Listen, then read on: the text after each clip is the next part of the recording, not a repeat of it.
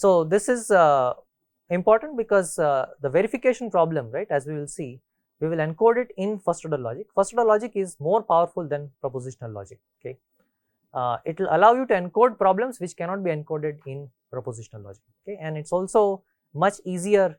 It's also much easier to express problems in first order logic as compared to propositional logic. Okay, so as with propositional logic, we are going to go through the syntax, semantics, and finally some algorithms for solving first order logic formulas. Okay, so let's go through the syntax of first order logic. Right, so here things are a bit more complicated as compared to propositional logic. Okay, so let's go through this carefully, step by step. Okay. So first we will introduce these three terminologies, right, which is term, function, and predicate. All these three terms are new, right? We have not seen them in propositional logic. Okay. So by a term, what we mean are these two identities, right? These two sort of or rather these two elements, right, which are called constants and variables. Okay. So constants are constants like a, b, c. That's how we will denote constants. Right? They will also include, for example, numbers, right? 0, 1, 2, 3, and so on. Right? When we see integers, right? But in general, I mean, by constants, right, you should mean that it's some specific value, right? Some special value. Okay. Variables we will denote by by this alphabet towards, so we'll denote it by x, y, and z, so on. This variable is different from a propositional variable, right? It's not the same as the propositional variable, so it's not assigned a truth value, true or false, right? So we will see later what exactly do we mean by variables. Okay. Okay. So given constants and variables, let's now define function. Okay. So what is a function? A function is this entity, right, which has an arity called n. Okay. And what that means is it takes n terms as input and it forms a new term, right? So you can create a term out of other terms by applying a function on it. Okay. So for example, right, let's say x, y, and z are terms. Okay. Now if I have a function, let me say f, right? Suppose f is a function with arity 3, then I can apply f on x, y, and z, right? And this whole thing will be a term. Okay. So each function has a fixed arity, right? So you can think of this as the number of input arguments to that function. Okay. And now if you apply that function on those many arguments, then you will form a new term, right? Again, when we say apply a function, right, we are not really executing anything, right? So don't think of this in terms of execution, right? It's just purely syntax at this point, right? So you can apply a function on n terms to get a new term. A predicate is similar to a function in the sense that it also takes n terms as input, but it will form what's called an atom. Okay. So if p, let's say, is a predicate of arity 3, then I can apply p on terms, okay, and then this will be called as an atom, right? So an atom is different from a term. Okay. So in fact, atom is something that you should recall from propositional logic, right? So in propositional logic as well, we had this concept of atoms, right? But there we said that these propositional variables, right, such as p, q, and r, they were known as atoms. While here atoms are slightly more complicated, right? So they are predicates which are applied on other terms. Okay. But the notion of atom is the same, right? Which is that we are going to construct first order logic formula out of these atoms. Okay. So now an atom corresponds to a predicate p, q, and r. So we will use symbols such as p, q, and r for denoting predicates. And a predicate will have a fixed arity, which means that you can apply it on terms, right, to get an atom. And now you can connect together these atoms with logical connectives, right? So this is familiar syntax now. This is from propositional logic, right? So you have and, or, not implies, and by implies, a double implication, right? So there is new syntax now in the form of quantifiers, right? Which is, there are two types of quantifiers, universal and existential, right? A literal is again an atom or its negation, and finally a formula is obtained by, so it's either a literal or it's obtained by applying logical connectives and quantifiers to other formula, right? So this is similar to the definition of propositional logic, right, where we said that it's obtained by applying logical connectives to other formulas, but here we are saying you can also apply quantifiers to other formulas. So let's see an example, right, in order to understand these different terms, right, that we have seen, or these different terminologies. Okay. So let's look at this particular first order logic formula. So this is for all x there exists y, p f x y implies q x. Okay, and let's try to identify, right, the different concepts, right, that we have seen so far. Okay. So the first thing is variables, right. So we are using this symbols x, y and z for variables. So here x, y and z are variables, right. So one thing you should notice, right, is that these x, y, right, these variables are typically bound to quantifiers, right. So that's how we are going to use variables, right. They will be bound to quantifiers. Okay. Next we have a function, right. So f applied on x is a function. F itself is a function, right. So f is a function with arity 1, right, and that's why it takes as input one argument, which in this case is a variable, right. It's a term and it generates a new term. Okay. Next we have two predicates, right. So p and q are predicates. So p has arity 2 while q has arity 1. Okay.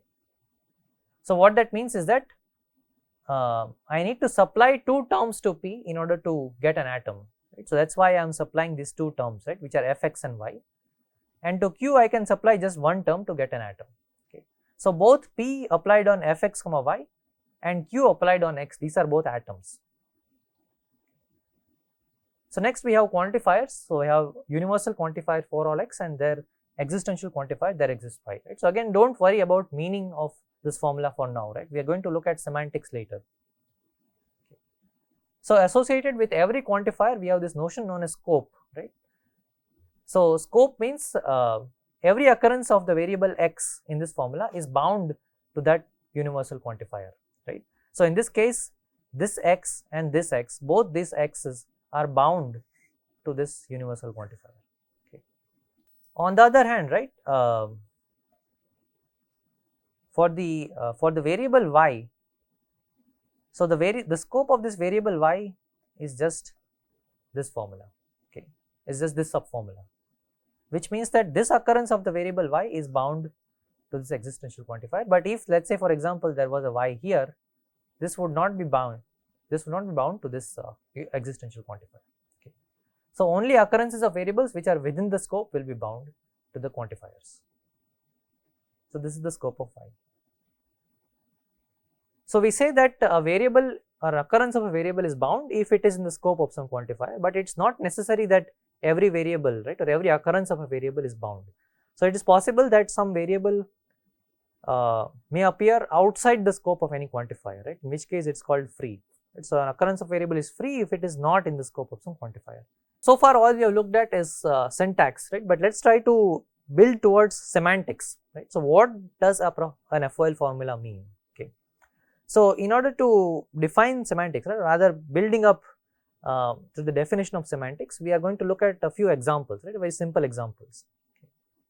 So let's look at this formula, right, all humans are mortal. Okay. Suppose I want to encode this formula in first order logic. Okay.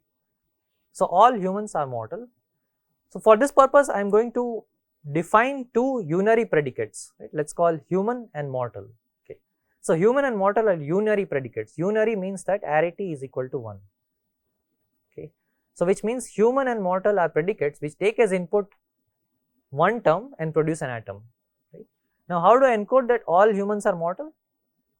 I simply say that for all x, if x is human, then x is mortal. Okay. So human x, right, and mortal x. Human is a predicate, it's a unary predicate. So what I am saying is that for every x, right, for every x which is over some domain, right, so we'll define what that domain is, right, but assume for example that x is over the domain of all living things, right. If x is human, then x is mortal. Okay. Let's look at another example, right. So in a class there always exists someone such that if she or he laughs, then everyone laughs. Okay. Suppose I want to encode this in first order logic, right. So in a class there always exists someone such that if that person laughs, then everyone laughs. So for that, in order to encode this, I am going to define this unary predicate called laughs. Okay. So how should we encode this, right? There exists someone such that if that person laughs, then everyone in the class laughs. Okay. So this is how you can encode it, right? So there exists an x such that if x laughs, then for all y, right, for every other y, y also laughs. Okay. So this x, right, this existential is saying that there exists one person, right, there exists an x, right? And through this implication we are encoding that if that x laughs, then in order to encode that everyone in the class laughs, we are going to use the universal quantifier, right, which is for all y. So every other person is going to laugh. Let's quickly go through some more examples, right. So every dog has its day. Suppose I want to encode this. So now this is introducing a new syntax, right. So this is introducing what's called a binary predicate, right. So we define three different predicates here, right, dog, day and its day. Okay. So we said every dog has its day, right, which means that for all x, right, where x, if x is a dog, then there exists a day, right, there exists a y which is a day such that its x's day, right, y is x's day, right. So its day x comma y means that y is x's day. Some dogs have more days than others. Okay. So this we can encode using this formula, right. So again here we are introducing something new, okay, which is this hashtag days. Okay. So what is hashtag days? So we're saying there exists some x and y such that both x and y are dogs, and x has more number of days than y's days. Okay. So this hashtag days, this is a function, right? This is an FOL function, right.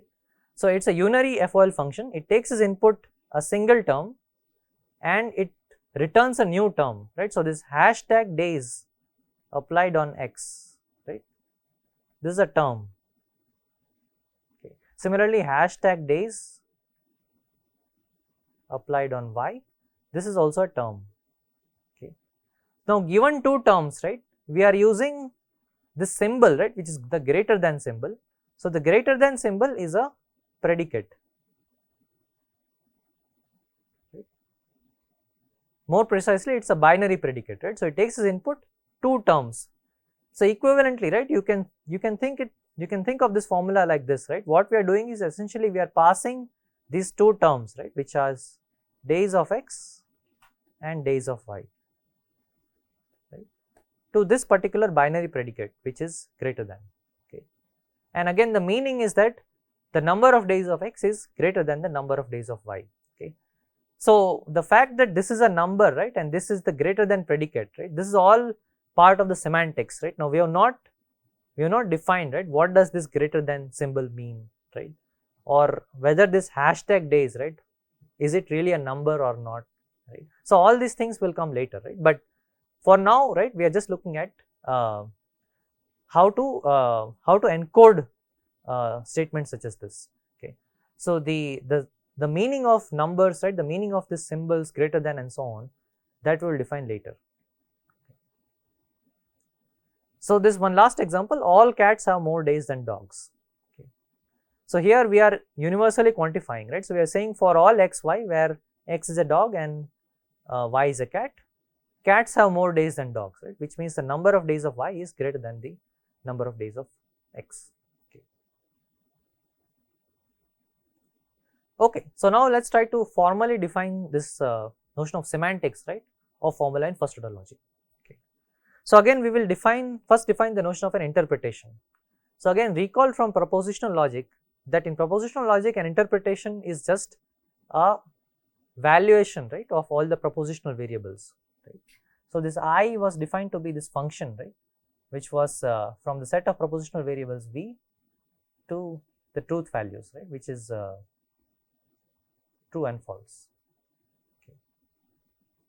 But now we have in first order logic, right, we have a lot more things we need to define, right. So we have things like variables, constants, we have functions and we have predicates. So an interpretation has to give meaning to all of these different symbols. Okay. So an interpretation I is an assignment from variables and in general terms to values in a specified domain. So there are two key differences, right? One is that it's an assignment from terms, right, to values in a specified domain, right? So the domain, right, is no longer just truth values, right, but instead it's some arbitrary domain.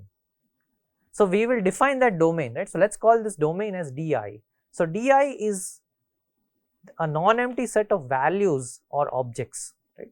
So every term, right, every variable in a propositional logic, in a first order logic formula is going to be assigned a value, right, as part of the interpretation, and this value is going to come from a domain which is given by di. Okay.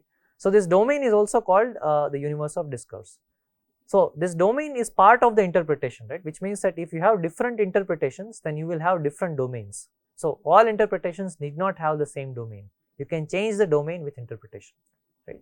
So for example, typical domains that we will use are things like numbers, right. So the set of numbers form a domain, the set of humans form a domain, set of students form a domain, courses form a domain, animals form a domain, right. In fact, all these together also form a domain, right. So the number of domains are actually infinite, and each domain itself may contain infinite number of values. But given an interpretation, it will fix a domain, right. So we will use this notation di to indicate the domain that is associated with the interpretation. Now once you have fixed the domain, next you have to give the assignment, right. So the assignment is saying look at the first order logic formula and look at the constants and the variables and the functions and the predicates that appear in the formula, and assign to each of these right, values from the domain. So we are going to map constants and variables which are present in the formula directly to elements of the domain, which is di. Okay. And to functions and predicate symbols, we are going to map them to functions and predicates over the domain di. Okay. So the function and predicate symbols which are present in the formula will be mapped to actual functions and predicates over the domain di. Okay. So let's look at a very simple example in order to understand this concept more clearly. Okay. So we'll consider a very simple example, right. Suppose my domain consists of just two elements, right, which is this capital A and capital B. Okay. So note that this capital A and capital B, right, these are not terms or variables or constants or anything, right. These are simply values which are present in the domain. So for example, A could be a student and B could be a student, right, or A could be a number and B could be a number, and so on, right. So these are just some values, but this domain has only two values, right, which is A and B. Okay.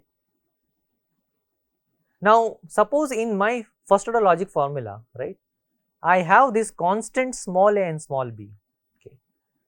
So my formula contains these constants. Now as part of the interpretation, I have to give meaning to these constants, and this meaning will be given by the assignment, right. So this is one specific assignment, right. So this assignment says that you must map the constant small a to the value capital B, and the constant small b to the value capital A, right. Now again, right, in a different interpretation you could have a different domain, right, and even with the same domain you can have a different assignment, right. So all of these will be like different interpretations, right, but in this specific interpretation, this is the meaning that we are giving to the constants. Okay. Similarly, let's say suppose I have some binary function symbol f, right, that was used in the FOL formula, right. So the FOL formula contained this binary symbol f. Now I have to give meaning to this symbol f, and the meaning will be an actual binary function on the domain di. Okay. So what is a function, right, on the domain di? So a function, if you recall, right, a binary function, right, is going to be so let me call this as the function f, right. So this function which is over the domain di will be something like this, right. So for every pair of values from di, it is going to assign another value from di. Okay. So it is di cross di to di. Okay. And this is a function, which means that for every pair of values it assigns a unique value, right, from di. So this is one specific function. Okay. So this function is saying for the pair AA assign the value B, for the pair AB assign the value B, for the pair BA assign the value A, and for the pair BB assign the value B. Right? But there are many such functions, right. So in fact you can calculate, right, how many such functions are there, right. So you take every pair of elements, right. So there are total 4 pairs of elements, and there are total 2 possibilities, right, for each pair. So you'll get 4 square, which is 16 such functions. So there are 16 functions, binary functions on the set di. You can pick any of these functions and assign it to this symbol f, right. So as part of this particular interpretation I, we are assigning this particular function, okay, to the symbol f. And finally, a unary predicate, right. So how do we assign a unary predicate? So suppose I have some unary predicate symbol p, then it is going to be mapped to an actual predicate on the domain, okay. So an actual predicate, what do you mean by an actual predicate, right? So let's say we want to define some predicate p, it's a unary predicate, so it is from di to truth values, right, which is true and false, okay. So a predicate is going to assign truth values, right, to elements of the domain, okay. So in this case, suppose it assigns true to A and false to B, right? But in general there are many such unary predicates, right, and it's up to the interpretation to decide what is the unary predicate that we want to assign, right. So here we are assigning this particular unary predicate to the symbol P, okay. So again, right, to revise, so we have defined a domain di, right. In our propositional logic formula, we have used constants a, b, we have used the function f, and we have used the predicate p, right. Now these are all just symbols, right, we have to give meaning to the symbols, and to give meaning to the symbols, the interpretation I, right, has assigned values to this constants a and b. It has assigned an actual function to this symbol f, and it has assigned an actual predicate to this symbol p, okay. So here is another example, right, which is a bit more familiar, right, which may be a bit more familiar to you, right. So suppose we have this formula, okay. So this formula is introducing a few new concepts, right. So it has this symbols plus and greater than, and also the symbol minus. Right? What do all these symbols mean, right? So we of course know plus means addition, right, and minus means subtraction. But in terms of first order logic terminology, what are these things? Right? So these are all functions, right? Plus is a function, minus is a function, and greater than is a predicate. Right? So again, you can sort of parse this formula like this, right? So this is simply saying you are applying this predicate greater than on this term which is a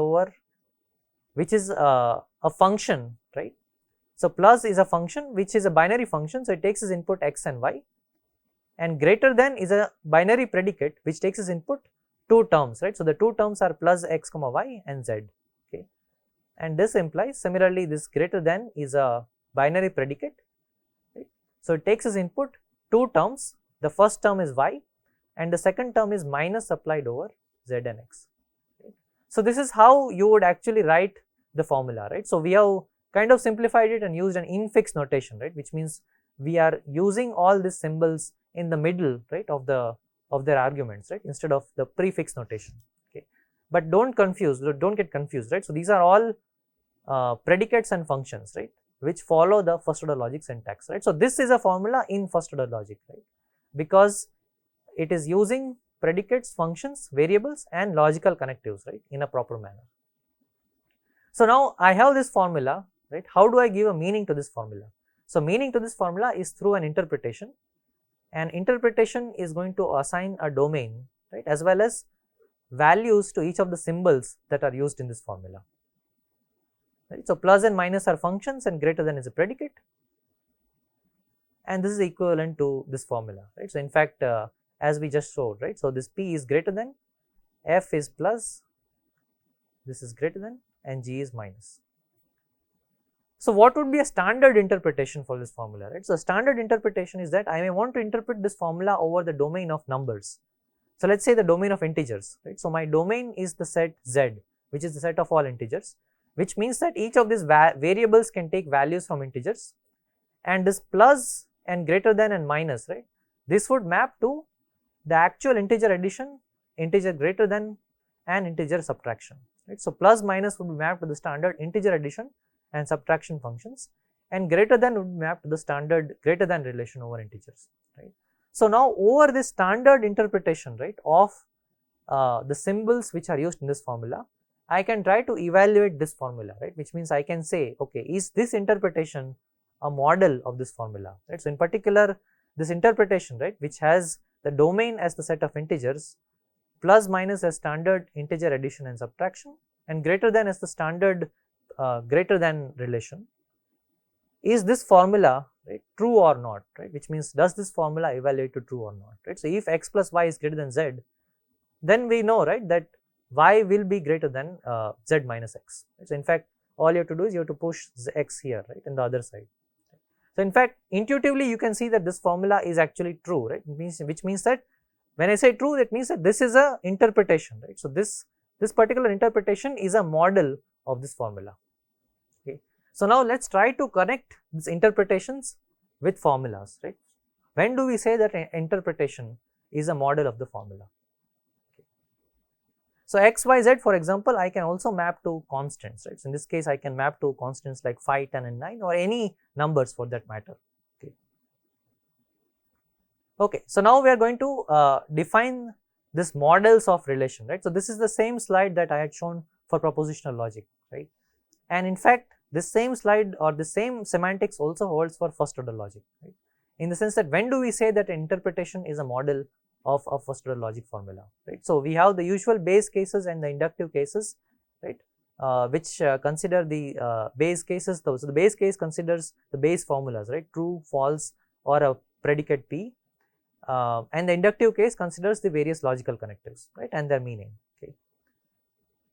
But the question is, how do we, what does this mean, right? So, now the meaning of an interpretation has changed, right. So, now in propositional logic, an interpretation was actually a function, right, over propositional variables. So, it was assigning truth values, but now it is no longer assigning truth values, right. So, in fact, to different kinds of symbols, it is assigning different things, right. So, to constants and variables, it is assigning values, to functions, it is assigning functions, and to predicate symbols, it is assigning predicates. So, now let us try to define, right, what these two things mean. Okay. So, when do we say that a predicate is going to evaluate to true or false, or when do we say that I is a model of this term, right. So, what is this? So, this is the predicate p applied on this terms t1 to tn, right. So, this whole thing is an atom, right. So, an atom is the smallest component of a first order logic formula, right. Now, you can combine atoms using different logical connectives, right. When do we say that an interpretation I is a model of an atom? Okay. So, now the interpretation I has two components, right. It has the domain and it has the assignment. So, we are going to look at the assignment of this symbol p. Right. So, we will say that if you look at the assignment of the symbol p, so remember alpha I of p is going to be an actual predicate function, right. So, over that actual predicate function, you are going to pass these values, right. Now, now here we have also applied alpha I on each of these terms. Okay. So, alpha I applied on each of these terms is going to assign a value to each, right. Alpha I is going to assign a value to each of these terms, which means that all of these will be elements from di, right. So, this will belong to di, this will also belong to di, right, and this alpha I of p, this is essentially going to be a function, right, di applied n times to true or false. So, we need to pass to this alpha I of p n values from the domain di, and how do we get those n values? We get them by applying this alpha I itself on the terms, right. So, alpha I applied on terms is going to give you those n values, right, and if it is the case, right, that to those n values, if alpha I of p assigns a truth value true, then we will say that I is a model of this particular atom. Okay. And when I say that I want to find out the value that is assigned to a term may be in the form of a function, right. So, a function applied on other terms is also a term. How do I get the value of this term? So, the value of this term is obtained by again looking at the interpretation, right, of this function f. So, alpha I of f itself is going to be a function from di to di, right. So, I am going to pass the values of all of these terms t1 to tn. So, I am going to apply alpha I on t1 to tn, and then on the resulting n values I am going to apply the interpretation of the function f, right. So, essentially I am recursively applying the interpretation alpha I on every symbol that is being used in this particular formula, right? And that's how I can evaluate whether an atom is true or false under an interpretation. Okay. So we will just go through a simple example, right, and then we will end. Okay. So let's consider this particular interpretation. So this is the same interpretation that we have just seen earlier, right?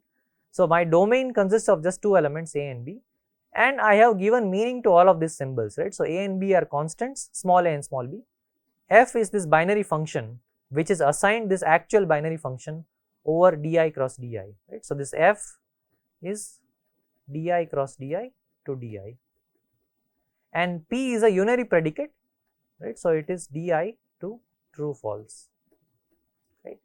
And it has been assigned this particular function, this is a particular predicate. Okay.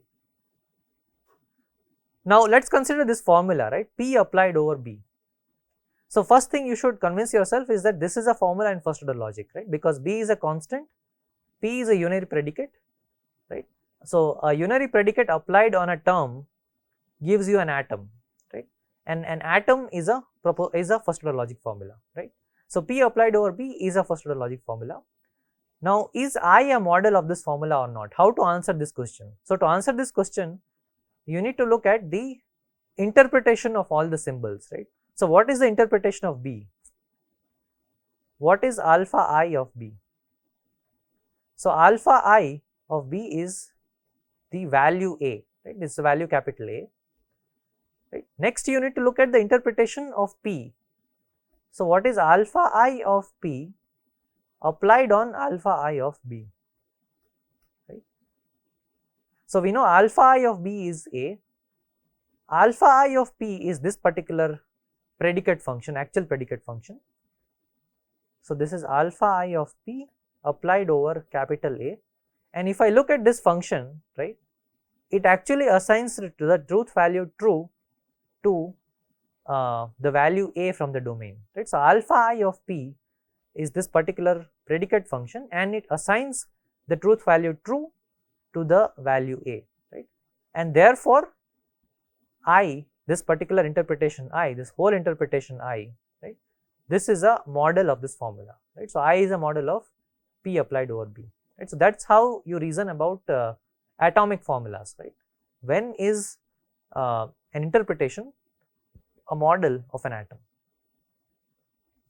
Let's look at one more example, right? So is I a model of P applied on F applied on A comma B, right? So again you recursively keep on applying the assignment, right, the interpretation on each of the symbols that are being used in this formula, right? So I start with A and B, right? So I'm first going to replace them with their values, right? So A will become B, capital B, and B will become capital A, right? Next I look at what is the assignment of F, right? So what is alpha I of F applied on B comma A, right? So alpha I of F is this formula, is this function rather, and to the tuple B comma A it assigns the value A, and next I apply alpha I of P on A, right? So alpha I of P applied on A gives me the truth value true, and therefore I know that I is a model of this particular formula, right, which is P of F applied on A comma B. Okay. Here is a negative example, right? When is I?